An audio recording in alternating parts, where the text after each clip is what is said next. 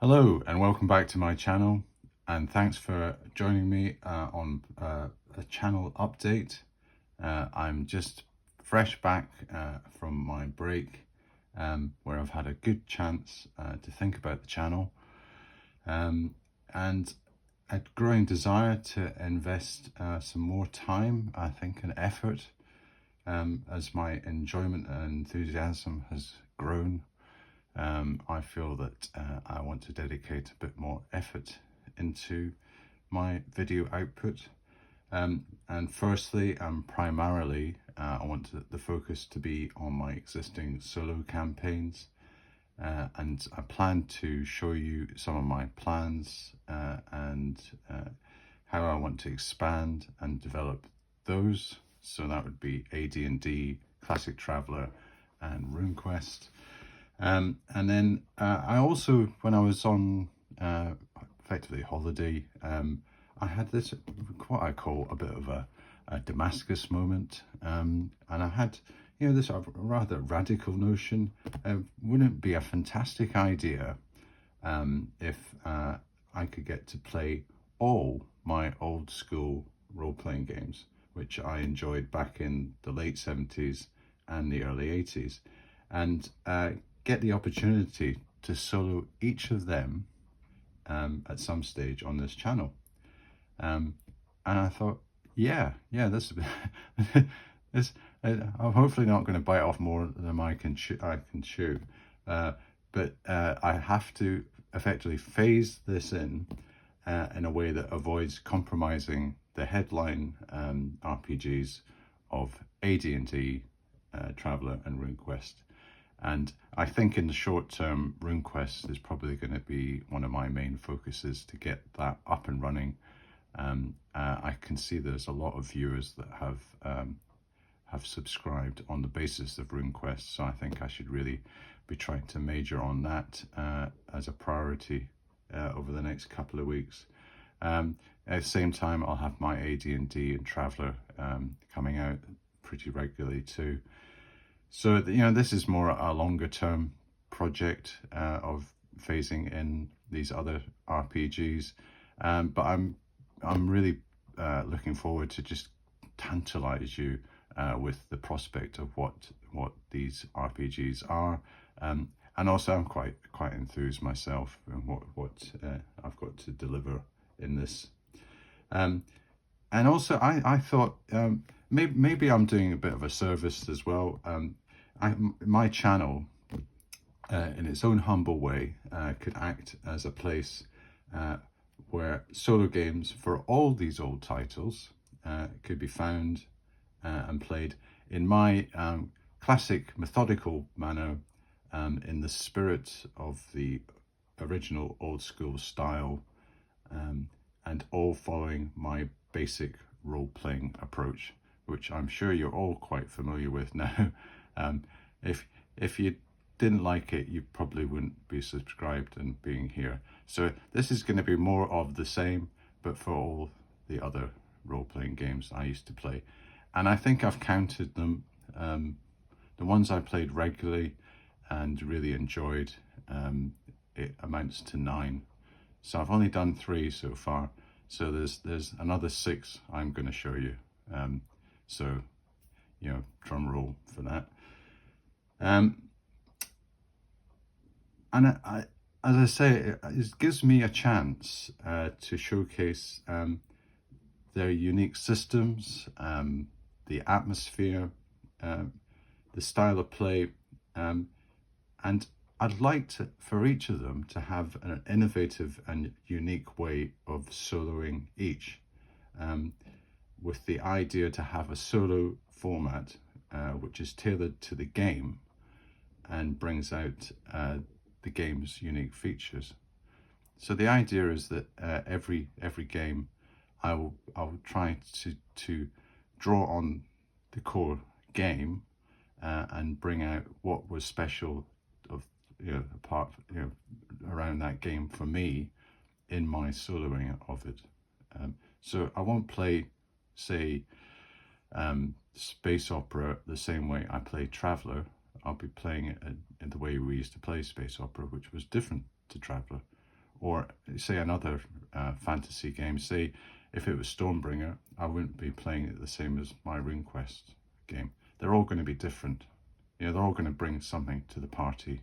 And as a whole, you'll have 9 games on the go as in total. At some stage in the distant future, if you're watching YouTube in 2030 or something, you might see all 9 on the go. That's the 5-year plan. I'm really looking forward to playing them all. And I think this is the secret of how I've got my enthusiasm for this channel, because I play them the way I would want to solo them. And I think, and that's what I've done with my AD&D and Traveller and RuneQuest. I'm playing them the way I would want to solo them. I'm not following some other prescriptive format or methodology. I'm not using a commercial set of solo rules. I'm just using my own mechanics, the way I would want those mechanics to operate for these particular role-playing games. And I think that is a formula that I just want to stick to.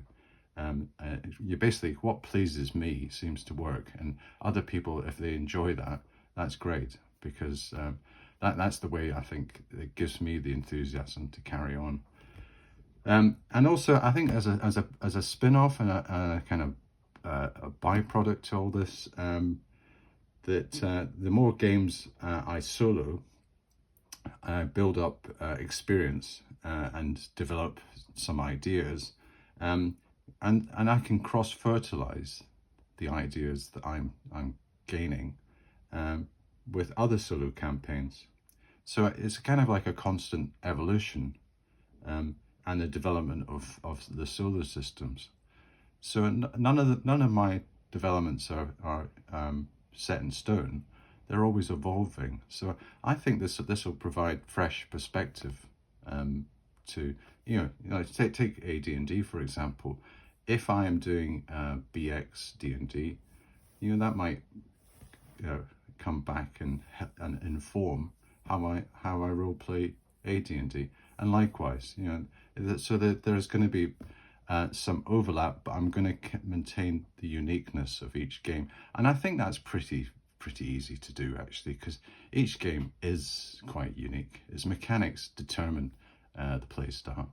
So I'm just playing to the galleries of the role-playing game by just going along with it and effectively following the rule system, and my solo mechanics just kind of piggyback on top and facilitate how to play those games solo. So on to the actual bread and butter of today's video and the future plans. So my future plan, I'll focus on the first 3 games already featured on the channel, and that's my AD&D, my Traveller and my RuneQuest. And as I said, these will have the majority of screen time and attention on the channel, no matter what. They're always going to be the premier products of the product range. And as I say, in the short term, I'm probably going to focus a bit more on RuneQuest, because AD&D is pretty mature. It's evolving very nicely. I'm really enjoying it. But I'm already up to 83 videos, so it doesn't have to keep on cranking out every 5 minutes. And the Traveller again is progressing very nicely too. I'm thoroughly enjoying that. I can't wait to get into the old patron stuff. But I'm going to show you my plans now. So if I just get my I've got a sheet here that summarizes the 3 flagship games. And if we look at Solo Advanced Dungeons and Dragons First Edition first, and I've taken 1979 as the end point, so that's when the Dungeon Master's Guide was produced. I know the Monster Manual was 1977, and the Player's Handbook was 78, and that's when I think I got my first book was the Player's Handbook, and then I got the Monster Manual afterwards. So we did this hybrid thing with the Homes edition, the basic and Player's Handbook, before we got the Dungeon Master's Guide. So we're playing a kind of hybrid AD&D, D&D sort of thing. But I would say probably 1979 is when we really started playing AD&D properly in our gaming group. So on the AD&D campaign, the first thing I want to do is expand the setting with more character development and progression. This involves more hex exploration and overland travel, additional NPCs, and expansion of world lore. So basically just make things, expand, as I say, the setting, develop the characters more. I'm really enjoying how my party is developing. Just see whether that can go further, and I suppose get up some levels. Getting up to level 2 would be a nice thing, and just see where it goes from then. Have more of the world come in, more of the adjacent settlements designed, some of the wilderness areas, some of the hexes roundabout designed and explored, and more NPCs coming in for us to interact with. And then in the shorter term, a new place of mystery and adventure. And we've targeted the ruined temple of Darkwater Lake. I have to come up with maybe a better name than the ruined temple, but I'll do that. And that looks as though that's going to be an exciting little adventure for our characters. We've done the Palace of Dunmorna about 4 times. We're ready for a new challenge. And this is going to be bringing my new concept of a more thematic dungeon delving, involving randomly generated themed encounters and specific denizens. So this is really I'm really gonna go to town on trying to create some atmosphere, some specific encounters, things that are more tailored around a ruined temple, what you'd expect to get there. And also, just to ramp up the atmosphere, this increased atmosphere and immersion with the deployment of dungeon dressing and the sensory mechanics. So this is where I tried to bring in as much of the, having things like your broken arrows and your empty cabinets and your knocked over tables and that type of thing, and also having that kind of ghostly wind coming through and the distant wail of something, and you just don't quite know what it is. So get all that kind of atmosphere coming in. And then talking about the actual, this is something that came to me quite recently, was, looking back in some of my combats, taking out the fact that I was doing surprise wrong for about the first probably 5 or 6 combats, but then I atoned for my sins with a follow-up video. But that taken out of the equation, some of the combats have been a bit flat-footed. In the case of, there's not been too much maneuvering around. There's not been, I think I hinted at a few tactical things where the characters were going to move apart and let some of the monsters through and try and close the pincers a bit, a kind of like Hannibal, like can I tactic. But I feel that there should be a bit more jumping on the tables and coming round behind monsters and kind of shenanigan type style, and a bit more bravado and kind of daring deeds. I'm maybe going to try and see how I can maybe inject that into some of the combats. And also I've got my little icons as well. Who's to say that I don't actually gravitate to some miniatures and get something on the go? That is part of the process for this year, is to get, I've been going since January, so maybe 5 months. I think within the next 6 months, I'll be having some miniatures appearing, and maybe some floor plans, and nothing too high tech, because that's against the ethos. I don't really want to go down that road. I don't want to go over embellish things, but I think maybe miniatures might be quite a nice way forward, and see if I can get some of the old period ones, either some of my plastic ones or metal ones, and it's a case of attacking my garage and rescuing these miniatures from the clutches of the dreaded garage. And also the final thing on the solo advanced Dungeons and Dragons, apart from maybe all the other developments that are going on and just the ongoing campaign, is to have more world events and these what I call threads, which are basically adventure points that are running through the campaign, and they are emerging as we do things, and have more development for them. So, you know, it's quite a lot on the stocks, but I think quite an exciting future for the Advanced Dungeons and Dragons. It only gets bigger and better as far as I'm concerned. I'm enjoying it more and more and more. I didn't think I could do that. I'm enjoying the characters so much, and the party. I'm going to be if something tragic happens to one of the characters, I don't quite know how I'm going to take it.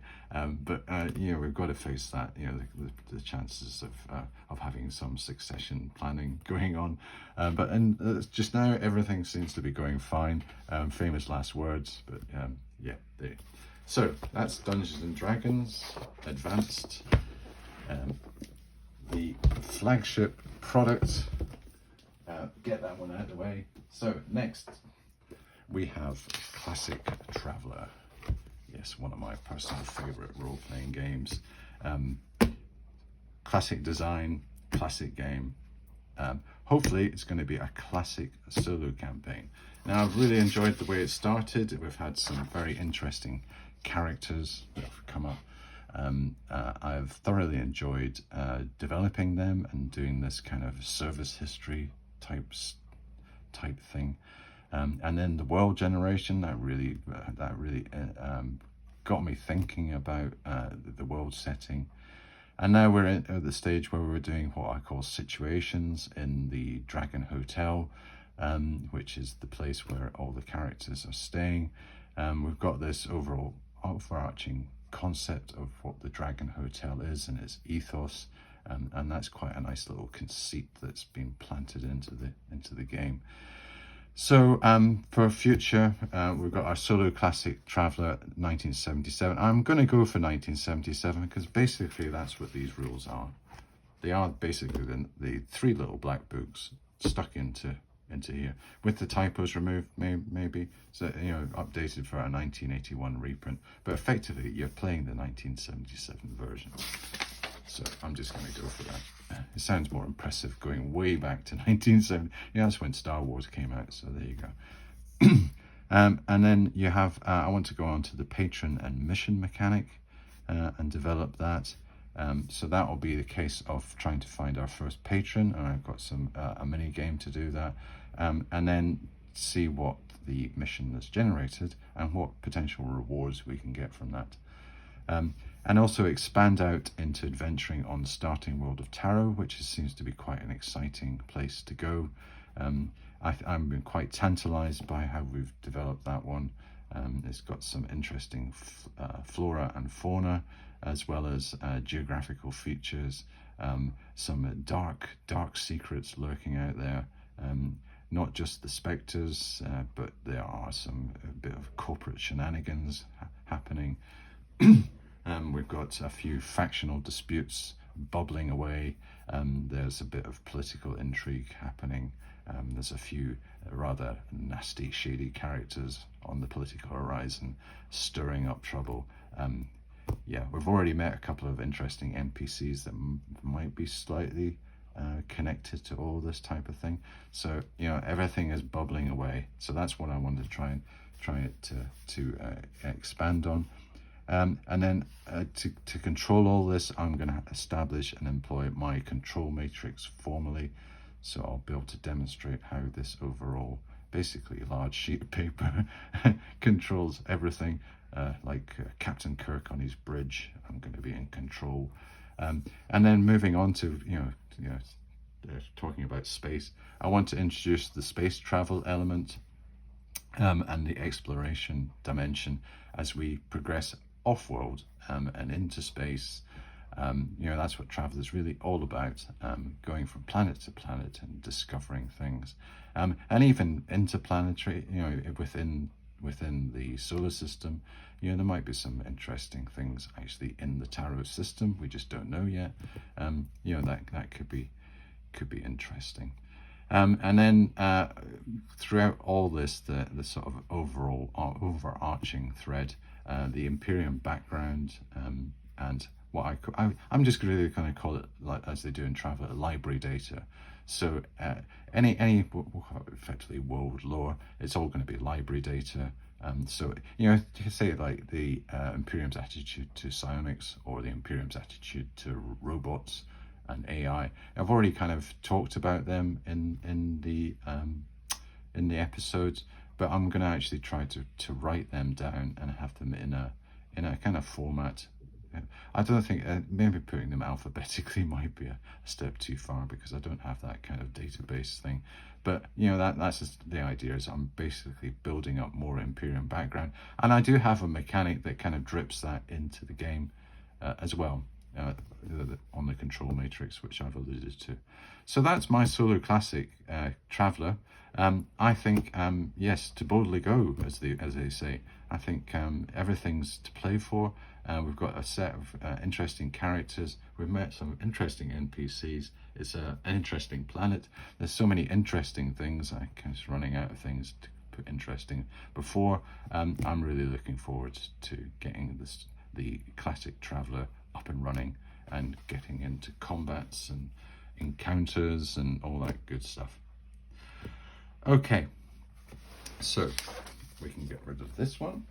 So let's move on to my third, and that is a classic RuneQuest, which is effectively RuneQuest 2nd edition, 1979. What a fantastic role-playing game this is, and again, I am being quite astounded by the response on that, and I am willing to invest the extra mile, the extra effort to get RuneQuest up and running, get it up to 20 episodes as fast as I can. So the way to do that, I think I've already alluded to the fact that I've got an overall structure to my campaign, which I divide into stages. So I think what's important in the short to medium term is to get through what I call stage 1 and stage 2. So stage 1 of the campaign, I would be looking at the character creation. Now, I have been developing a little, well, I say a little mini game. It's a mini game, really, of the background and the service history, which I use to form the starting party and the design. Well, let's stick to the starting party first. I've got this little mini game that I'm going to run through with you, where I design the party from just, you know, first character. I have a design mechanism to do that. Second character, again, it will follow on a design mechanism, and this will reflect their background, their service history, their age, their sex, their culture, what cults they're into, and it'll bring in hopefully some color and some depth to the characters, plus a bit of excitement. I think you know, I'm hopefully going to enjoy it as much as you do. You know, I'm looking forward to that. So that's quite tantalizing, and that's probably the thing I'll do next. And then the design of the starting settlement and the surrounding region. And again, I've got some mechanisms to do that, which will involve maybe some. I'm using my rule of 3, where I've got the high probability, medium probability, and low probability to make some informed choices about what type of settlement it is, what type of cults are there, what type of how are the guilds formed, that type of thing. So that's going to be stage 1, and we'll get through a few videos on that, and no doubt that will take a wee while to do, but hopefully that's going to be quite a rewarding experience, and you'll get a feel for just what the overall, you know, we're going through things in detail, like the character generation. So a wee bit, you know, I suppose what I'm doing here is a bit like the saga of Rook the Restless. I'm going through a bit of a story with each of the characters, you know, generating those statistics and then working out what their attack and parry, for example, is, their skills, and also within the overall blanket of their service, and their background, and bringing all that together in a kind of hopefully an entertaining style, where we draw out maybe some incidents that they're involved in every year that they're in service. Say, for example, if they're a mercenary, whether they're involved in a skirmish or a battle, or you know, that type of thing. So I did something very similar on my traveler thing, and I thoroughly enjoyed the experience of having like things that I call mishaps and close shaves and you know, we're getting drummed out of the service and all the type of things that kind of color your service history and bring a bit of character and context to the skills that you're developing. So that will be the first thing, stage 1. And then on the stage 2 of the RuneQuest campaign will be the development of the immediate setting with a series of mini games for the characters to interact with their environment. So basically we're going to be having some interactions using the reaction tables and some of the mechanisms that I've designed to facilitate that, with people in the settlement, with people in the taverns, with people in the cults and the guilds. And remember, we've got this overall idea of the Adventurers Guild, which is basically our kind of our safe zone within this rather hostile world that is being encroached on by chaos. This is going to be our kind of nurturing area that we can use as a bit of a kind of to ease our characters into the world setting until they can stand on their own feet and go out and adventure. And then the characters will experience their first adventure, which is likely to be an exploration of a place of mystery, but could be shaped by the outcomes from the character interactions. So anything from these previous stages could inform what is their first adventure. And I'm saying it's likely to be an exploration of a place of mystery, but it might not. It might be, say, escorting a caravan, or doing guard duties for someone, or rescuing someone that has been captured, or maybe going out to and exterminating some brews, or you know, that type of thing. You know, it doesn't have to be a ruin that we're going to see. You know, that would probably be the classic thing to do. And I think at some stage we're going to do that, because I like delving into the ruins. But I also, for RuneQuest, I know I liked all the other things that we used to get involved in, like, you know, getting involved in disputes in the tavern, or, as I say, going out and maybe exterminating a chaos nest, or yeah, you know, where you get all your combat skills honed, and maybe you'd have to use a lot of stealth and subterfuge to try and approach it silently. You know, all your skills would get used there. So that is everything that I've got to say on the first stage. I call this I call these tranche 1. So solo AD&D, solo classic traveler, and solo RuneQuest. I've called this tranche 1 of the channel. And now, just to give you a heads up, I've got 4 tranches in total. So this is tranche 1. Now I'm going to talk about tranche 2. And the first one on tranche 2, I've already talked about before. And that is, you can see I'm really prepared for this, that is Aftermath!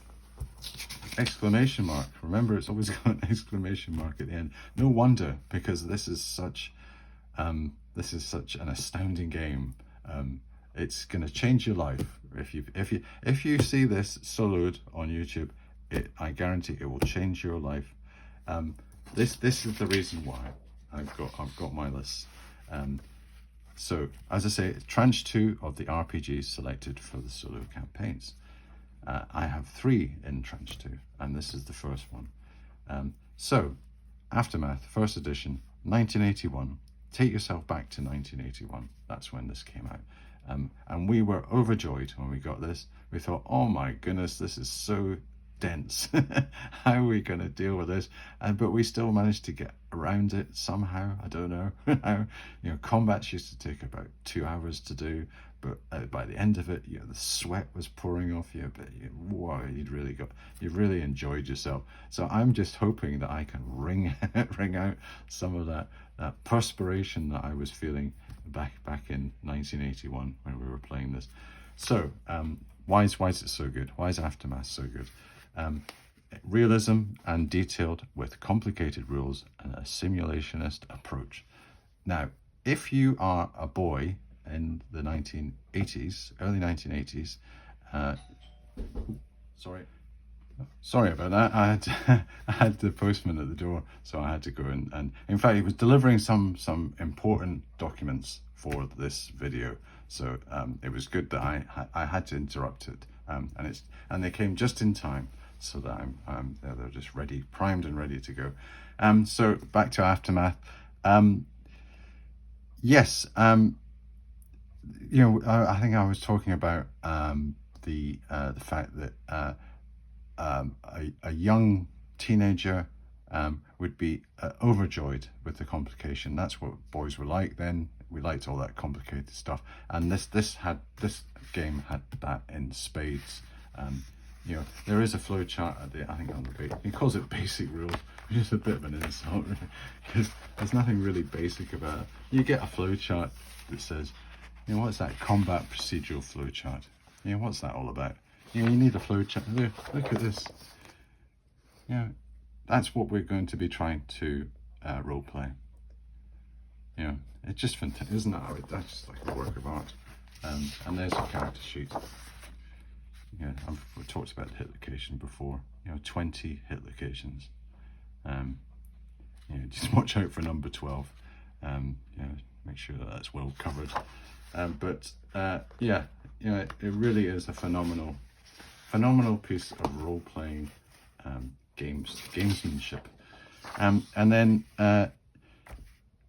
the game when we were actually playing it was all about resource management and survival and struggle, and you always felt that the utility of something. What was things worth? A can of beans that hadn't been opened, that was worth a lot. So everything had a much more value. Any bit of equipment was poured over and was cherished, and you felt that if you searched a place and you managed to come across a few small tiny items, you felt like you just got about 200,000 gold pieces. It was in that kind of scale. So it's all very relative to Dungeons and Dragons, which you basically got lots of treasure, and it was all gung-ho type stuff, whereas this was very, very gritty and down to earth. And then, the desperation and despair, and the fear and tension, these were palpable. I remember when we played it, there was just this overall sense of, oh my goodness, this is the end of the world. Isn't it awful, the situation? You just imagine yourself in it. And this overarching doom about it, and the fear and the tension. You come across, every encounter was dangerous, everything was hostile, everything was out to kill you. And just this palpable tension all the time. I want to try and I don't really want to inflict that on people, but this is all part of the game, and you will feel entertained by the tension, hopefully. It's a skill-based system with organic progression based on the player action, so it depends on how the players are performing and what things they're doing, and that will determine how their skills progress, which is in this case quite organic. It goes in a logical manner. It's survival focused. It's the motivation.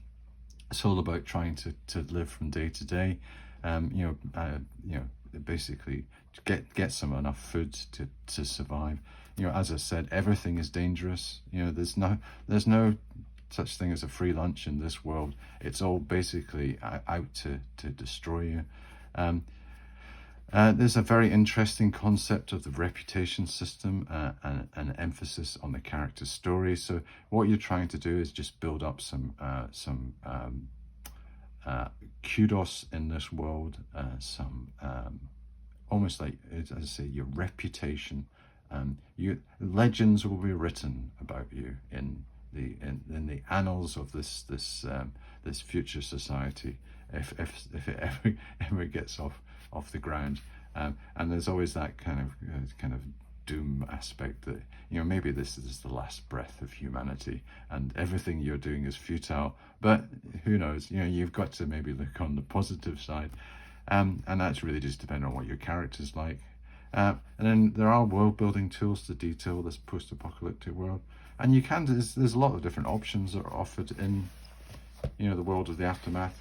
You can have lots of different types of aftermath, which is quite interesting. I was even toying with the idea of maybe just having a random you know, biochemical war or conventional war, or you know, the way it's called, The Way the World Ends, and have almost like a kind of a random, let's do our apocalypse and see what it is. But I don't know. I think what I might do is I think I'll use the original campaign setting and apocalypse that we used back in 1981, and we chose Edinburgh in 1981 after a nuclear war. So there's a big war in Europe. Soviet Union invades Western Europe. There's a nuclear exchange. End of the world. North America's devastated. Europe's devastated. Russia's devastated. The survivors have got to rebuild. You know, come out of the ruins. And you know, just a point that I've missed out is a challenge and deep immersion of the game experience. You know, this will be a challenge but I think by having this immersion in this world, and for me to try and have my solo mechanics try to push the envelope on the just this desperation, despair, fear and tension. If I can ramp that up, I think it'll be a really interesting experience, I'm hoping, and different from anything else that you'll see on my channel. I don't think you could experience anything quite like it. It's a very much a niche one. Okay, so that's enough on Aftermath. That is the first of Tranche 2. There's still 2 to come. And hot off the press, as if to order, is yeah, this is the one that we've all been waiting for, Stormbringer First Edition, and here it is. This is what I alluded to in one of my RuneQuest videos, and I regret I even mentioned it, because I've gone out onto eBay and I have bought. Now, interesting story about my purchase on eBay, and I have a feeling that this is fate working, and almost the game itself manifesting itself into real life. I had said that I had gone out and got the 3rd edition, the hardback, the colour one that had the companion in it, and I got a notification from the delivery people that it had been damaged, so it couldn't be delivered. And then I got this other message saying it had been damaged beyond repair and they were never ever going to deliver it. So I did get my money back from eBay, but I have a feeling that this was the cosmic forces telling me, Brian, you played 1st edition, that's what you should be getting 1st edition. So I ordered 1st edition, the 1981 version here, with the amazing front cover of Elric doing his awful stuff to some disgusting looking ghouls and zombies, with Stormbringer swinging away. It must have been a message from Lord Ariel himself to say, Brian, you have to stay true, and this is the case for all your solo role playing. You should stick to the original version that you played back in the day, and don't go into any of this nonsensical journey into later editions. Stick with the originals. So I have done that. I am sticking with 1st edition. And this is the reason why. For Stormbringer, I want to bring Stormbringer to the channel. So the game is set in the world of Elric. It's a dark and exotic fantasy setting with a sense of doom and urgency as we approach the end of the world. Now, what more could you have, from a role-playing game? The fact that this world, there's something terrible is going to happen to it. There's a sense of doom. It's got Elric in it. The existence of Elric and Stormbringer in the same world setting. My God, the fact that your player characters are walking around in the same world that Elric is, he's there, and Stormbringer somewhere, hopefully on another continent, not the one that you're on. There's always the chance that you might bump into him or one of the named characters, which is really quite tantalizing. And that was a big thing in our game. I remember just the thought, the back of your mind, that you might actually, or you maybe hear of what Elric. And I'll have in my game, I will have a mechanic that says this is maybe what some of the named characters are doing. There's rumors that maybe Elric has visited, say, Ilmoria. Maybe you want to steer clear of that, that type of thing. So I'm going to have some sort of mechanism to bring all that type of stuff in. You're also playing iconic archetypes because the characters that you're playing with are quite experienced. There's a heroic feel to the adventuring in Stormbringer. You're not really just like Rurik, who's a 16-year-old street punk. You are quite a fleshed out professional individual with some quite heroic type capabilities. And that's the style of play. So that'll be interesting to see how we can get that into the game. It's a morally complex fantasy RPG experience with a focus on the character fate. Now that's all built into the mechanics. It's not really explained, like in black and white, but the emphasis at all times is that it's all to do with both the fate and the characters rolling the dice and just going with it. And it's like the last hurrah, even though that they don't know the world's going to end. At the back of our minds, we know it's going to end. And then we have this grand scope of the eternal champion struggle against cosmic forces. So you've got Elric and maybe some other champions, appearing at some stage. And this eternal struggle is going on. So I'm really going to have to do my homework again and probably read all my Elric books again, which will probably be quite entertaining, just so that I'm in the mode.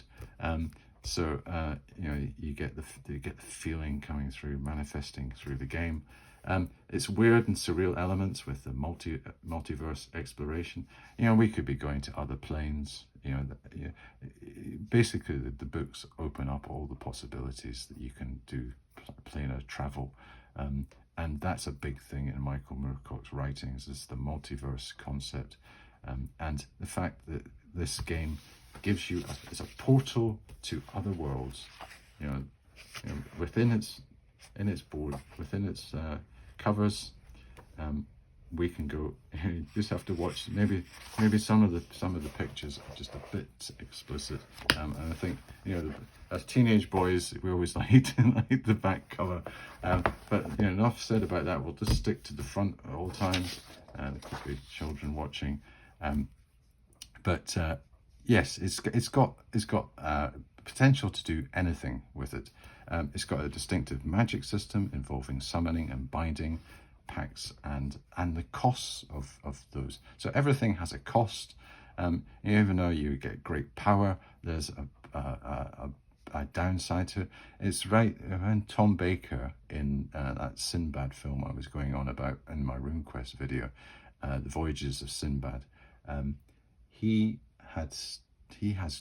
given tremendous powers by, I think